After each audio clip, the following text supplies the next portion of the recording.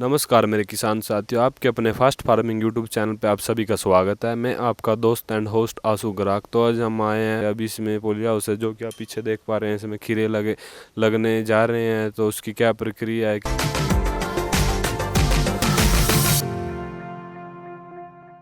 नमस्कार सर। नमस्कार जी। सर अपना परिचय दे दीजिए, जिससे कि मेरे साथियों को पता चल सके। जी मेरा नाम सौरभ गगैन है। मैं यहीं गांव धनौरा चट्टान का रहने वाला हूं और ये मेरा ही फार्म है जी, पोली हाउस का। तो जो कि आपने पोली हाउस लगाया है, कितने तो जगह में है ये, और कब से इसको आप चला रहे हो। ये लगभग 4 एकड़ में है जी। 4000 स्क्वायर मीटर का एक है। टोटल 16000 स्क्वायर मीटर एरिया है और मैं 6-7 साल से इसमें फार्मिंग कर रहा हूँ। तो जैसे कि और भी बहुत सारी फार्मिंग की वो है, आपको इसी में ही क्यों आप आए, क्या लगा आपको जिससे कि आप इसके अंदर आए। एक तो जी इसमें बेमौसमी सब्जी का हम ले सकते हैं। जैसे अब ठंड पड़ेगी आगे आगे और पाला बहुत पड़ेगा, तो सब्जी हो नहीं पाती बाहर कोई भी। एक जो प्रकोप है जैसे सफ़ेद मक्खी का और कीटों का बहुत ज़्यादा है सब्जी के अंदर, तो वो नुकसान पहुंचाते हैं। आप इसके अंदर नेट लगा हुआ है, तो वो कीट और जो भी है वो नुकसान नहीं पहुंचा पाते। और पाले का, ठंड का, बारिश का कोई असर नहीं पड़ता, क्योंकि सब्जी की फसल एक बड़ी बारीक की फसल होती है। बारिश आ जाए, ओले आ जाएँ तो ख़राब हो जाती है, लेकिन इसमें ये बिल्कुल सेफ़ है पोली हाउस के अंदर। तो इसको लगभग आप कितने सालों से कर रहे हो। मैं लगभग, मेरे 2 स्ट्रक्चर तो तैयार हैं। 31 मार्च 2013 से रनिंग में है और 2 मेरे 31 मार्च 2014 से हैं। तो आप इनको चला रहे हो, आपको कोई दिक्कत परेशानी आई। नहीं, शुरू में तो दिक्कत आती है जी। 1-2 साल जैसे जैसे नवे मतलब थे, तो जैसे जैसे इस फील्ड में आगे बढ़े अब तो वैसे कोई दिक्कत नहीं है। हाँ, तो अब ठीक है बिल्कुल। तो अभी आप किस चीज़ की ट्रांसप्लांट कर रहे हो अपने पोली हाउस में। अब मैं खीरे का कर रहा हूँ जी। खीरा लगा रहे हैं अब ये चलेगा। अब नवंबर में जाके चलेगा, जैसे आज लगाया 1-1.5 महीने बाद। और फिर ये पूरा इसमें नवंबर, दिसंबर, जनवरी, फरवरी, मार्च, अप्रैल तक चलेगा ये। तो चलो हमें अंदर से दिखाइए सर, उसके बारे में जानकारी दीजिए। तो सर जैसे कि हम देख पा रहे हैं, आपका पोली हाउस है 1 एकड़ में लगाया हुआ है आपने। हाँ जी, हाँ जी, 1 एकड़ का है जी पूरा ये। अच्छा 4000 स्क्वायर मीटर। अच्छा। तो जैसे कि अगर कोई मेरा साथी इसको लगाना चाहे तो कैसे इसको लगा सकता है, क्या कुछ इसका खर्चा आता है, उसके बारे में थोड़ा जानकारी दीजिए। इसको जी जो हमारे हर डिस्ट्रिक्ट में डिस्ट्रिक्ट हॉर्टिकल्चर ऑफिसर होता है, ये हॉर्टिकल्चर के अंडर आती है ये। इंडो इज़राइल प्रोजेक्ट के नाम से। और घरोंडा में इसका हेड ऑफिस है, हरियाणा में। तो और इस पे 65% सब्सिडी है। जैसे लगभग इस पर अप्रोक्सीमेटली 30-35 लाख रुपए खर्चा जाता है, तो 65% सेंटर और स्टेट गवर्नमेंट की सब्सिडी है। यानी कि फार्मर शेयर लगभग 12 to 13 लाख रुपीज़ पर एकड़ आ जाता है। ड्रिप उसमें सब इंक्लूड है। ये ड्रिप पे है सारा, और इससे पानी की भी बहुत बचत होती है। हाँ, इसके ही अंदर है जी। ड्रिप पे 90% सब्सिडी है जी हरियाणा गवर्नमेंट की। अगर कोई मेरे साथी बिना ड्रिप के करे, या ड्रिप में और उसमें नॉन ड्रिप में क्या अंतर है। ड्रिप में जी एक तो जैसे ये डार्क जोन में एरिया है हमारा, तो पानी की तो बहुत बचत है। अब लगभग आप यकीन नहीं करेंगे, 15 से 20 बाल्टी में पूरे खेत की सिंचाई हो जाती है। क्योंकि पेड्डे को कोई भरने की तो ज़रूरत नहीं है, उसको पेड्डे को सिर्फ जड़ में पानी जाएगा और वो जड़ से ही पानी लेगा यहीं से। और इसमें सबसे प्लस पॉइंट है कि ड्रिप से ही दवाई देते हैं हम।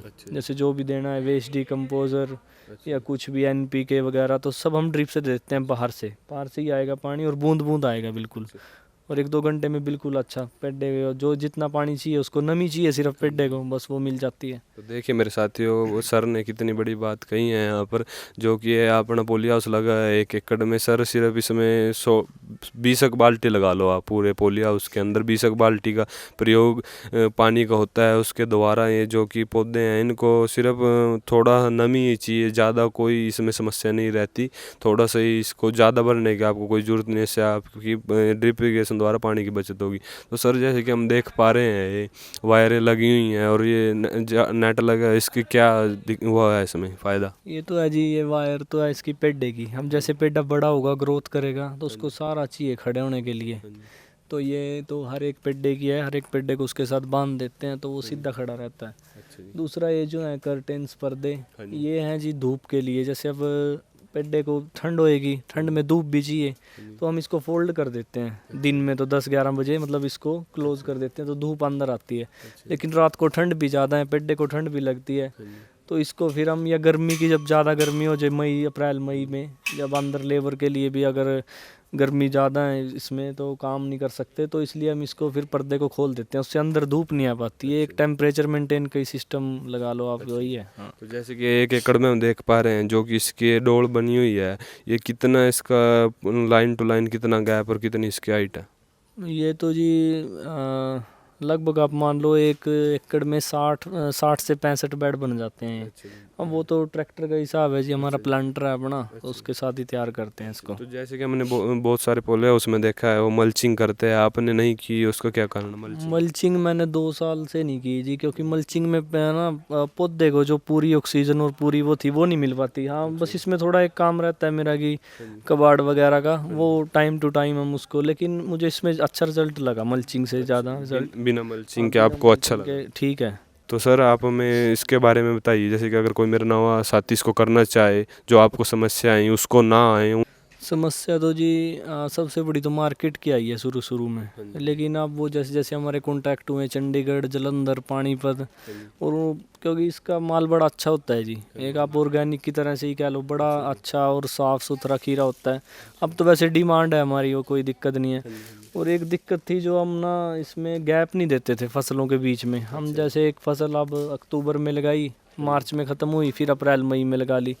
अब हमने क्या किया, अप्रैल मई के बाद हमने इसमें गैप देना शुरू किया है। हम इसकी सोलराइजेशन करते हैं पूरे खेत की, इसे खेत को पूरा अच्छे से जोत के, और उसके बाद इसमें देसी खाद, मुर्गी पोल्ट्री फार्म का खाद वगैरह डाल के, और फिर ऊपर एक पॉलीथीन कवर कर देते हैं पूरा, जिससे फंगीसाइड उसका पूरी तरह से ख़त्म हो जाता है। पहले 1-2 साल वाइट फ्लाई की बड़ी दिक्कत आई थी पॉली हाउसेज में, लेकिन आजकल वो इसे सोलराइजेशन से बहुत हद तक कंट्रोल है। तो सोलराइजेशन करना बहुत ज़रूरी है, खेत को आराम देना। और जैसे कि ये खीरा लग गया है तो ये डिस्पोजल या ग्लास है जो, ये इसका क्या कारण है? इसका जी हमारे ना यहाँ पे वैसे कहीं लगाते भी नहीं, लेकिन हमारा लगाना इसमें मजबूरी है। गिलास से चूहों का बड़ा प्रकोप रहता है आसपास के खेत से, जैसे साइड में जीरी के खेत हैं, गन्ने के हैं, चूहे आ जाते हैं भारी मात्रा में। और ये बीज है जी जो कॉस्टली है थोड़ा, इसलिए डर लगता है। जैसे 2-3 दिन के बाद पेड्डा निकल आएगा तो हम सब गिलास को इकट्ठा करना शुरू कर देंगे, क्योंकि चूहों के कारण है गिलास का तो सिर्फ। तो देखिए मेरे साथियों, सर ने बताया है कि ये जैसे कि अब ये ग्लास लगते जा रहे हैं तो उसको ग्लास का यही फ़ायदा है, अगर हम ट्रांसप्लांट करते हैं सीड को तो उसको 1-2 दिन ग्रोथ के लिए चाहिए, उसके बाद तो उसमें कोई दिक्कत नहीं आती। तो इसमें चूहों की ज़्यादा समस्या रहती है, तो इसके द्वारा अगर इस प्रकार से आप डिस्पोजल लगा के इन ग्लासों का उपयोग करोगे तो उसमें चूहों की समस्या नहीं रहेंगी, तो आपके जो कि पौधे हैं अच्छी ग्रोथ करेंगे। लागत के बारे में बताइए हमें, कितना इस पे खर्चा आ जाता है, जैसे हर से कितना प्रोडक्शन ले सकते हैं? देखो जी, पूरा शुरू से लेके और जब तक पहली तुड़ाई नहीं होती, लगभग 1 से 1.5 लाख रुपए खर्चा आ जाता है पूरा तैयार करने में, तो लेबर वूबर उसमें सारा इंक्लूड है। उसके बाद प्रोडक्शन है, वैसे मेरी प्रोडक्शन है 250 से 300 क्विंटल पर एकड़ की खीरे की। हाँ, तो वैसे तो इसमें फ़ायदा, लेकिन पीछे लॉकडाउन के कारण चलो वो तो सभी के साथ था। आप ये मान के चलो भाई, वैसे ज़्यादा नहीं, मैं नॉर्मल सही कहूँगा तो 2.5 से 3 के बीच 1 एकड़ में अपना प्रॉफिट है इसमें, नेट प्रॉफिट जो अपना है। अच्छा, तो जिससे हम 2.5 या 3 लाख रुपए के करीब इससे हम कमा सकते हैं। वो कितने समय की इनकम है, मंथ की या 3 की या 1 साल की? साल की इनकम है जी, सारा खर्चा खुर्चा काट के। हाँ, अगर मार्केट अच्छा देखो 4 भी चला जाता है वो तो हमारा अब चंडीगढ़ टाई अप है जी, सारा माल यहाँ से चंडीगढ़ और जलंधर, वैसे चंडीगढ़ ही जाता है ज़्यादा माल, वो खुद यहाँ आते हैं परचेज़ करते हैं।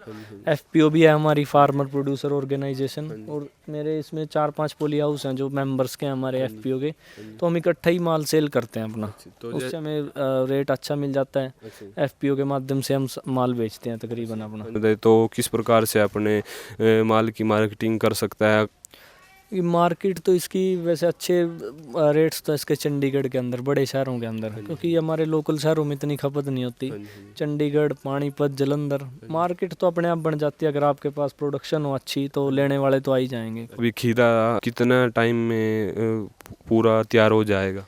ये अप्रोक्सीमेटली 45-46 डेज आफ्टर ये इसकी पहली तुड़ाई हो जाएगी, 45-46 दिन के बाद।